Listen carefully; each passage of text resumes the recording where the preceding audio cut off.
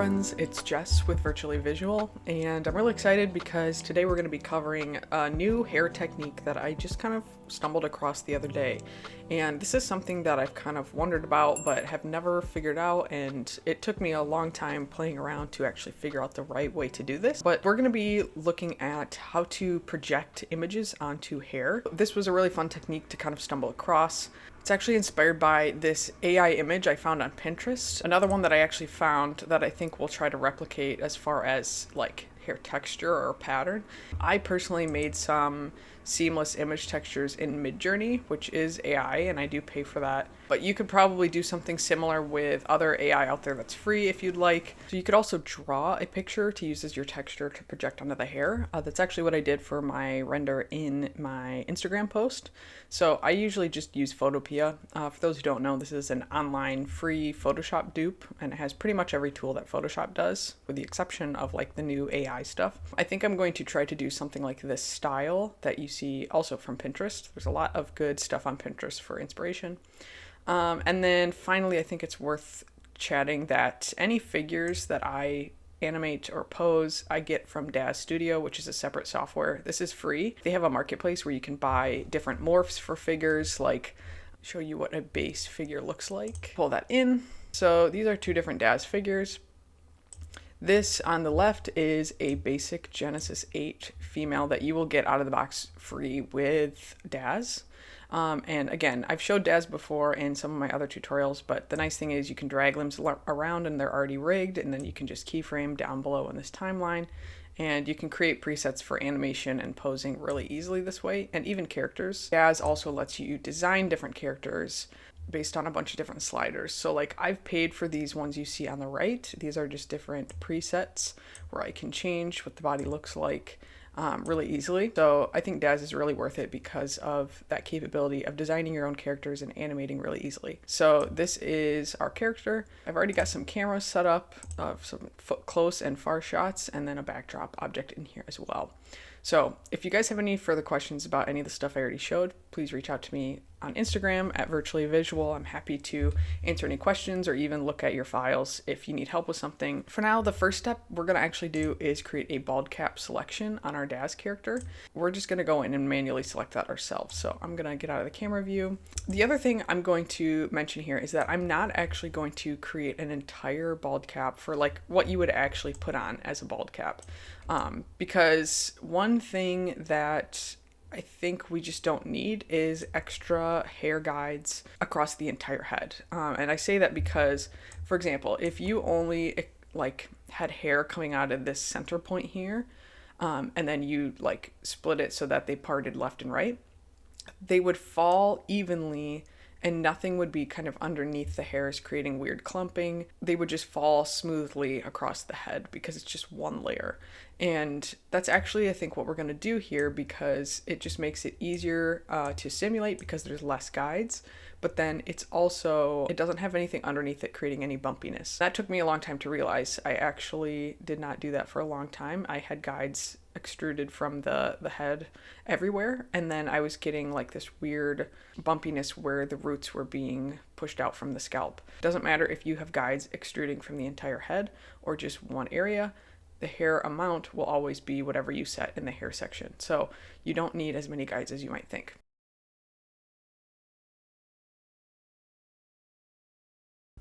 Okay, so I'm also going to stop around there because if I keep going too far down and hairs get extruded, they're still going to have that weird bumpiness of roots overlapping each other. So I'm just going to say that that is good. Got this mohawk section. Let's go up to select and then store our selection. And we're going to call this hair cap. So now that we have that selection, we can go up to simulate, hair objects, add hair, and it's going to add hair right away onto our character. So I actually do want this pretty long, but this might be too long still. So I'm going to maybe lower this to maybe 65. And we will probably need to do some cutting because I don't really want this very layered. I want this pretty smooth and consistent length. So if you've never used the hair system in Cinema 4D, there's actually a whole tab called Groom up here in the top right.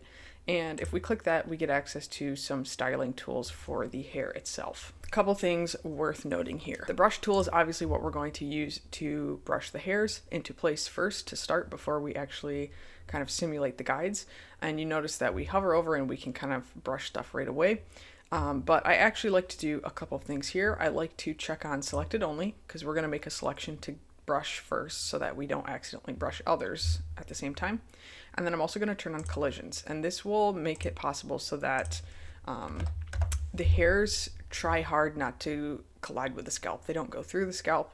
It'll keep some collision value there. It does get a little funky if you brush too close to the scalp, but you can always undo and go back. But again, we have selected only turned on, so let's make an actual selection of guides. I want to split this pretty much right down the middle if I can. And let me also uncheck visible only so that I'm selecting everything I can see here. So maybe something like that. I just want to select half. And then let's go back to our brush. I'm going to zoom out a little bit. And I'm going to brush these this way. And actually also before we keep brushing, let's go to our hair and let's up the segments of the guides to maybe 20. Now let's keep brushing so that we have a little bit more control. I think I will take my scissors and I will just drag to start cutting that.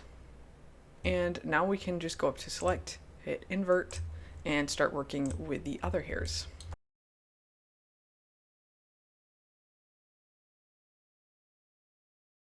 Something like that. These are just the guides. These are not going to be the final hairs. So I think once the hair guides fall a little bit and kind of collide with our character, then it will look much better. For one, let's go change our segments on our actual hairs ahead of time. This is pretty long, so I'm going to set this to maybe 70.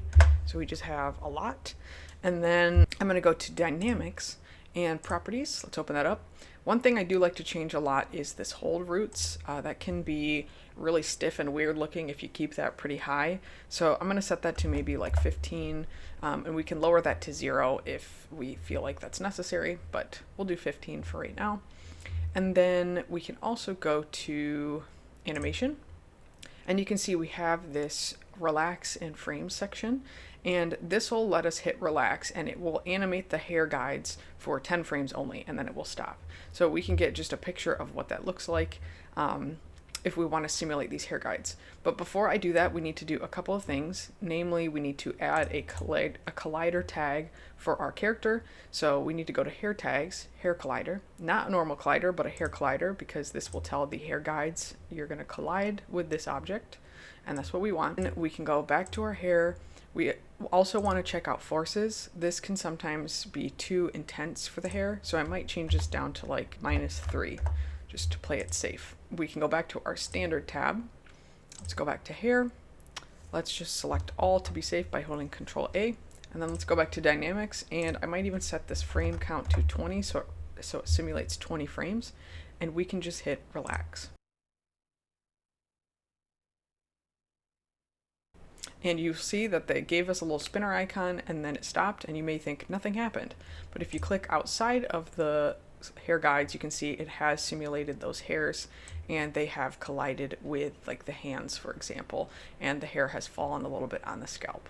So I think that's pretty cool. But again, we could also go and hit relax again for 20 more frames.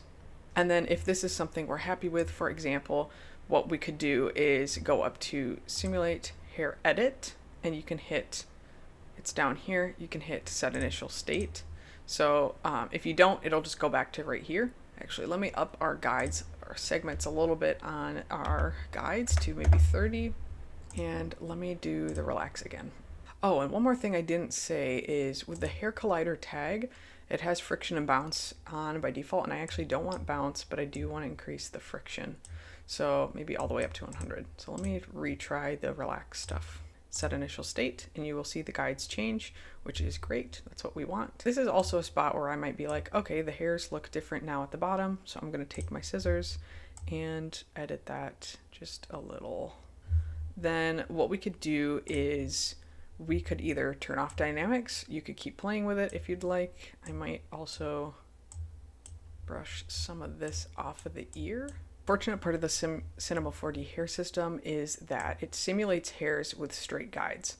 So anytime you want curly hair, you do that after it's simulated, and then it kind of clips through a character, which is not what we want.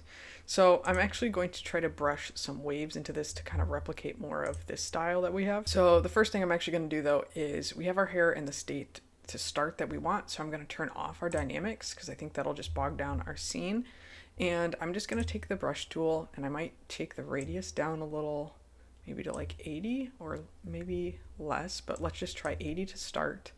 And I'm going to start kind of fanning this hair out in different spots and trying to get that kind of waved look that the picture has.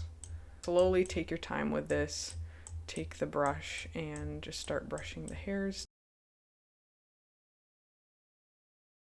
And again, you can select specific hairs to work with. So maybe I want to do this one.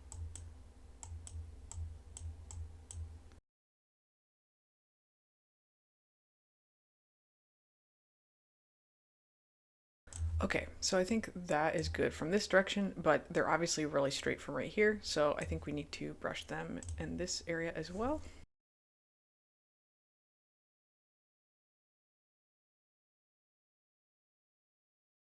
Go, just to be safe, set this to simulate hair edit, set initial state, just so we are absolutely sure that it stays and keeps that style.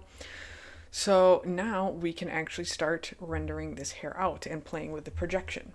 So I'm going to click into one of my cameras. So maybe we'll just do the close cam that I set up, which if you want to know the settings, I have these around 120. My render settings, you need the hair render in there as well. Otherwise it won't show in your render, which you can just find. If it's not in here, just right click and add the hair render. It will show up down here. Let's pull in our render view, and we don't have any lighting. So let's add a dome light actually as well. Let's go up to the asset browser, HDRIs, and I'm going to drag in this overhead one, I think, or let's see here. Actually, maybe we'll do this one. I think an overhead light will be interesting here. But honestly, you can see we've got those really nice waves already, which is great to see. And again, these guides are what we brushed, not the hairs. So it's generating more hairs than the guides we actually have. So let's give this a second to kind of render. Beautiful. So we've got our hairs. I think it matches our image fairly well. We've got that kind of nice curve going.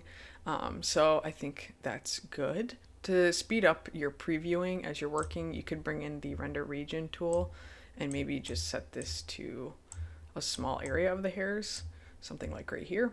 And now we can start messing with hair settings. So the amount of hairs is controlled in the hairs tab right here, 50,000. I'm just going to keep that there because I think that's fine for now. We might up these segments in a moment. For right now, the thing we really want to change is the thickness of the hair color if you would like, and then we'll play with the projection in a minute. So let's click on our hair material because that's what controls thickness and everything else of the hairs.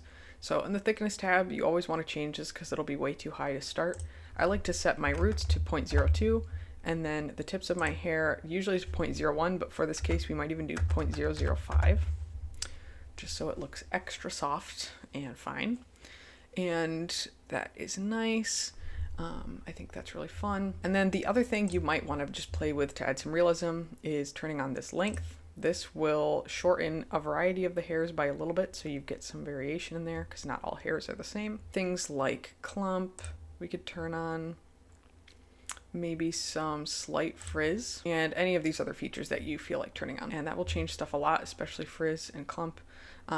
Frizz, I don't like to keep very high. I'm going to set this even to like 3 maybe.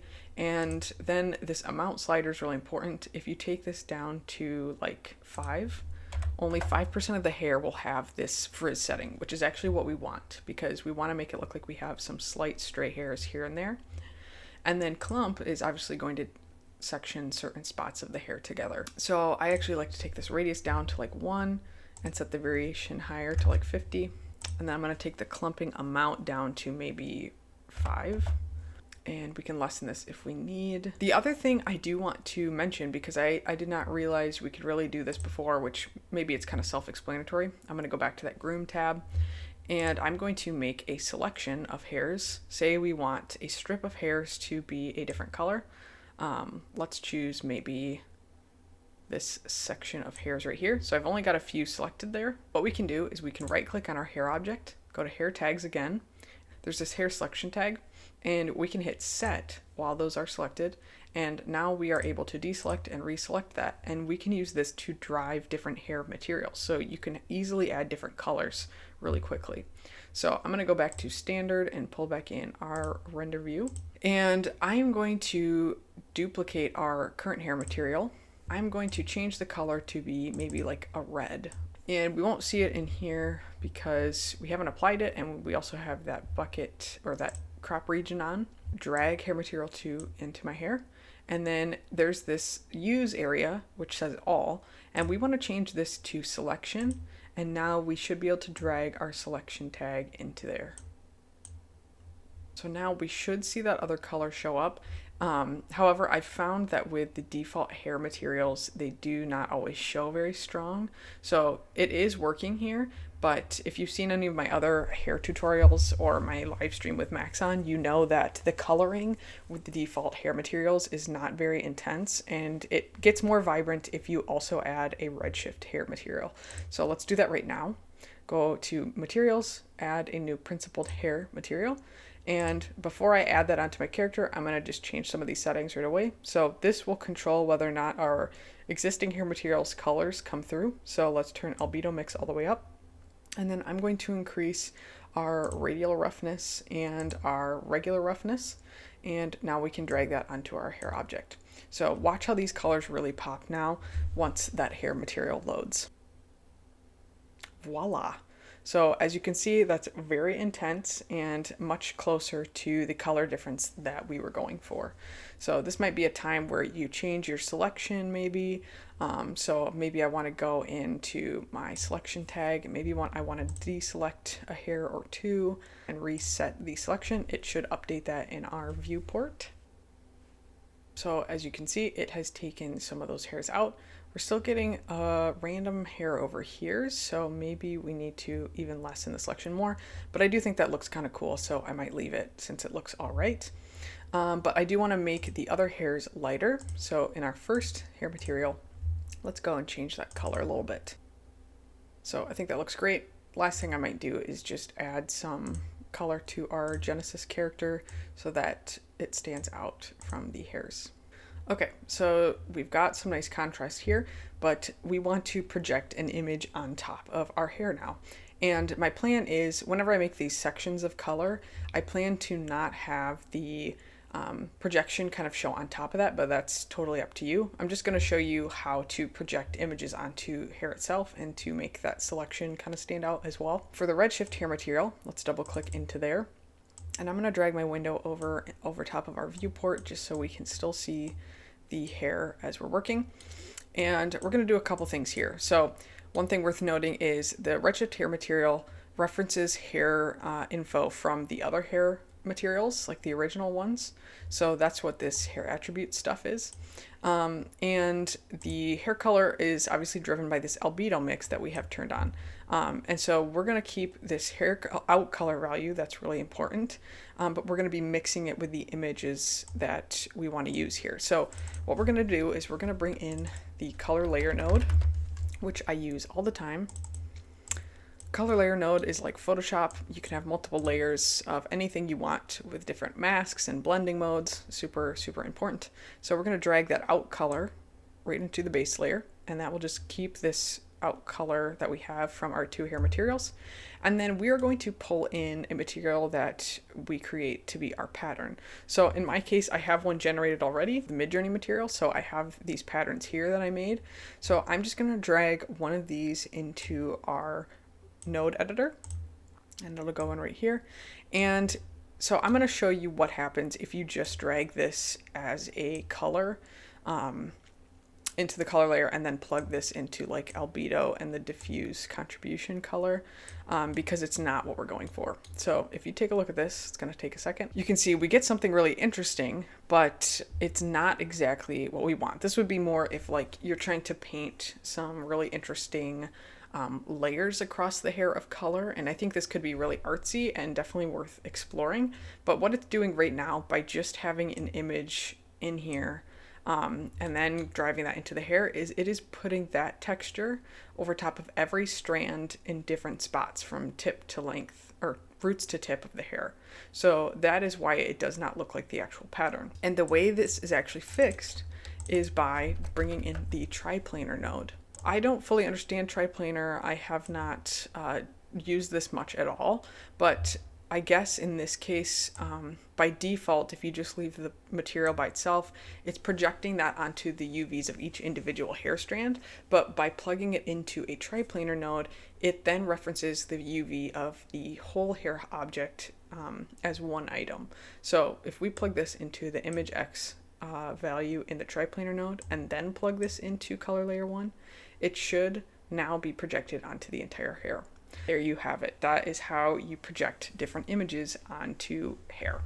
So really cool, really crazy. I don't know why it's kind of complicated in that way, and I don't know a proper way to kind of explain the triplanar node, but that is what ended up solving this particular UV issue for the hairs, and allows us to project hair onto, or project materials onto the hair. This material is a little bit too large, I think, or this texture, so I might change the scale coordinates here to maybe like 0.05 maybe.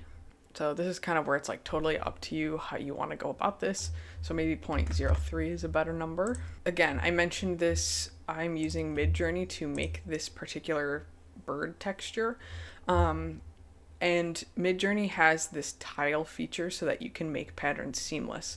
So if you're not using something that is a seamless image, you're going to really see those edges. So just be mindful of that. That's where also drawing something in Photopia can work really well. But yeah, so maybe this is a good size for this texture. Now what I want to do is I want to still have the other colors showing through. So I might set this blending mode to darken, I think. That way we can still see that red color coming through. Oh, that's also pretty cool. So that's now projecting the texture just onto that piece of hair. So yeah, that's just one thing that I think is really cool about this, is you can really change up how the stuff projects by just changing these blending modes. I might actually try making a new texture. So I'm just going to draw a new texture for us for the sake of the tutorial.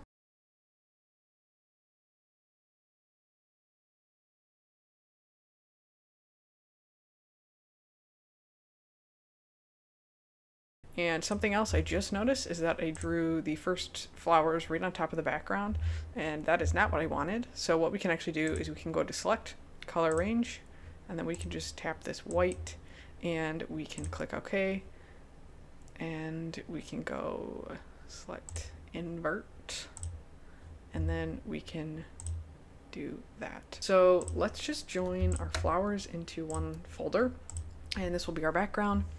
And I'm actually going to add some white background in there just for exporting purposes. So let's go to File, Export, PNG. We'll call this Drawn Flowers. And then we are going to add a black background. And let's drag the white layer to the top and create a clipping mask over our flowers. And we're going to say export PNG, and we're going to call this Drawn Flowers Mask. And this will be used to drive the opacity. Now we can go back to Cinema 4D. Let's get rid of these textures since we're not going to be using that. And we are going to pull in our drawn flowers and the mask. And we can pull in the drawn flowers into the triplanar, and if you're using an opacity mask as well, you need to put that through the same size triplanar also, so everything lines up. And then we're going to pull this into our mask value for that layer 1 that we set up. So let's have that reload. Let's also get rid of the extra gamma stuff going on here, and let's just set that back to 1 exactly. And then I might go to our color layer and actually just set this to normal. And then it'll show up over top of our orange hair section, but I think that kind of looks fun. So yeah, that is how you actually project images onto hair to create this really unique looking hair material, hair color. Obviously we tried the more bird pattern with Midjourney, but I think it's fun to just kind of draw your own stuff as well. Can create something really interesting. And again, you can always play with adding more hair selections.